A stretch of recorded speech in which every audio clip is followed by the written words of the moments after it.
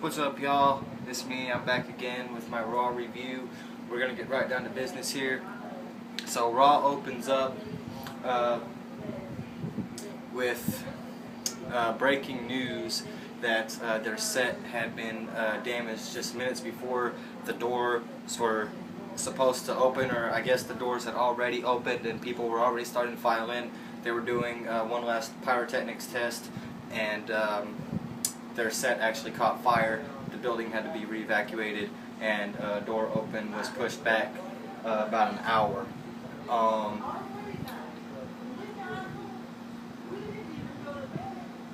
I actually saw that. I knew that before it even happened because I'm on tout, and I saw Jericho's tout. He was actually in the main plaza there where the ring is, where the set is, and all of that. And he actually touted it as it was happening, so I already knew that. But that's how they come on the air. The theme song stayed, the set didn't. It is back to the original set again. CM Punk comes out, and I think that they're trying to troll us with Punk now, kind of like they did with Jericho when he first came back. CM Punk basically comes out and explains his actions, basically saying that he felt disrespected, and that The Rock had his segment after the wedding, that The Rock had his spotlight, that this is the WWE, this is not a popularity contest, it's the WWE, and I am the WWE champion. The spotlight belongs on me, and the WWE has forgotten that. The Rock has forgotten that. The Rock likes to come back every so often and steal the spotlight again, and I wasn't going to let him do that. I had to remind The Rock, the WWE, and the entire world that I am the champion, and the spotlight belongs on me. And I completely agree with that. I've been saying for a long time they need to put prestige back into their championships, and completely agree 100% with every single word that Punk said. The spotlight should be on the champion, no matter who it is. If you're not going to spotlight the champion, then why do you have champions? I mean, it's as simple as that. So I completely agree with everything that Punk said.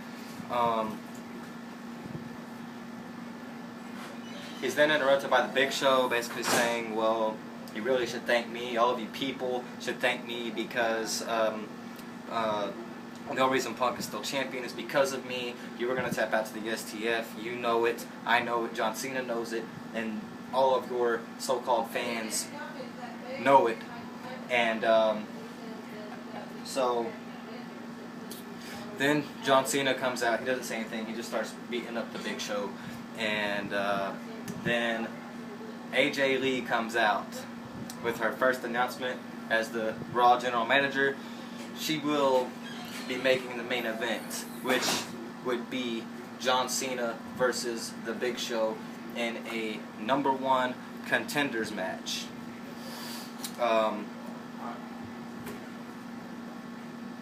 So that was good. Then we would get into a Daniel Bryan segment. Daniel Bryan basically talking to AJ, and AJ's like, you know what? I've decided to put you in a match for against Sheamus, the World Heavyweight Champion. What was it, for the title? AJ goes, no, no, no, no, no, no. And Daniel Bryan, before that match, I believe, was the Brodus Clay match, or I think it was supposed to be a match. I don't even know if it was supposed to be a match, but Brodus Clay was out there with the Funkadactyls, and Damien Sandow comes out, and he just absolutely destroys Brodus Clay. Remember what I said after Raw 1000? Remember what I said after Raw 1000? They're going to do something with this guy. They don't let just anybody come in there and break up the DX reunion on the 1000th episode of Raw. I said right after that show they're going to do something with this guy. Look what happens. He comes in and completely destroys Brodus Clay, who, let's face it, the WWE has been iconing here recently. So that was definitely nice to see. It's not that I particularly like Sandow, it's just that I'm glad that they're finally doing something with them. As far as Brodus Clay goes, they're now showing Brodus Clay, well, he's not Superman, he's not Super Cena, he's not the Hulk, and you know, all of this stuff, he's not invincible. So I really like that angle. And then we would have the Daniel Bryan match versus Sheamus. The fans were able to vote on it for Twitter for which type of match they wanted. The choices was no holds barred, falls count anywhere, and a street fight. Street fight won the vote by a landslide. I think it was like 73% voted for street fight on Twitter. Sheamus gets the win. It goes to commercial. It comes back. Daniel Bryan is on the mat in the ring, basically holding himself. I'm hurt. I need a doctor. I'm not leaving this ring without a doctor. You got like 8 refs in there.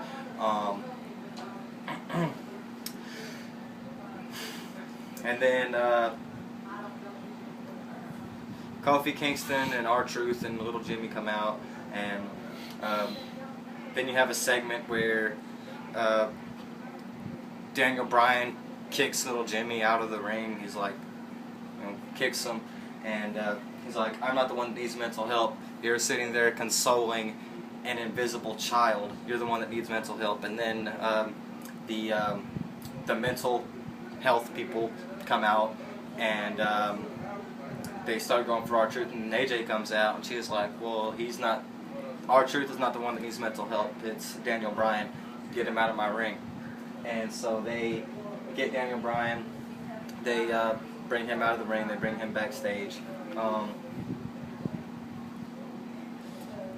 Also, it's not Raw Super Show anymore, it's just Raw. I can't tell you how thankful I am for that. Raw Super Show is stupid. Why have SmackDown with just SmackDown and then Raw with Raw and SmackDown? You could tell they're definitely trying to get back to the old days and the glory days of the WWE, and I think that they're doing a good job of doing that. Shut up, please. This is not your video. This is why I told you not to be in here. If you can't be quiet, then you need to get out. Anyways, then we would have Heath Slater come out and say, now that Raw 1000 is behind us, now that I don't have to get buried to legends anymore, I challenge any current Raw superstar to come out and face me. We knew he was going to return at some point in the night. We knew his suspension was over. None other than Randy Orton. He comes out, absolutely destroys Heath Slater. Good to see him back. There was a rumor that when he returned, he would be returning as a heel. Thus far, there is nothing to support that. He looks 100% face right now. Then we would have a tag team match, Jericho and Christian versus Dolph Ziggler and the new Intercontinental Champion, The Miz. That match was actually very well put together. Jericho and Christian end up winning by way of a code breaker. This Ziggler-Jericho feud, guys, it's been going on tout. They've been having a tout war. It's on TV, obviously, and they're really building this feud between Ziggler and Jericho very, very well. Looking forward to see what the next chapter is going to be. Then they would announce that Mr. McMahon, for the first time in over 2 years, would appear on Friday Night SmackDown, which we all know was actually Tuesday Night SmackDown, to name the new SmackDown General Manager. Once again, guys, just another thing. They're trying to fix it. They're trying to fix all of their fuck-ups that they've made over the past few years, and so far I think that they're doing a very, very good job of that. Then we would get to the main event. It would be John Cena versus The Big Show, with a winner to go on to SummerSlam to face CM Punk. CM Punk would come out before the match started to join the commentary. Big Show comes out, Cena comes out, they start the match. This match was very slow and not really very entertaining at all, very typical of a match between Cena and the Big Show. It does pick up a little bit there towards the end. Cena and Big Show are fighting on the outside. Big Show is standing in front of the table, and Cena goes to charge at him. He jumps in the air. Big Show sidesteps him and catches him in midair and throws him into CM Punk, who of course, no reaction time. Cena and Show get back in the ring. Cena picks up Big Show to go for the Attitude Adjustment. Punk comes in from behind, hits him.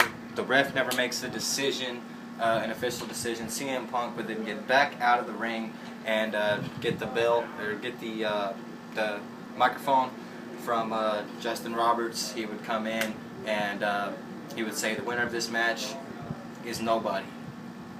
Then he would put the microphone down. He would begin to leave.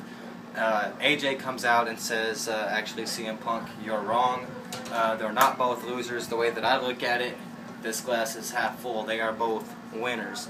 And that is why CM Punk will defend his WWE Championship at SummerSlam in a triple threat match against The Big Show and against John Cena.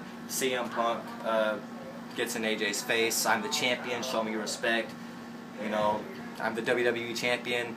AJ will, I'm the general manager. Well, you suck at being general manager. And that's how Raw goes off the air, with CM Punk and AJ exchanging some very choice words on the stage. Overall, this Raw was very, very good. I'd like to say that I'm pleasantly surprised. I was very, very afraid that they were going to be so burned out from going so over the top with Raw 1000 that they weren't going to have anything left. But WWE Creative, at least right now, staying on the right track. So this Raw, I really enjoyed it.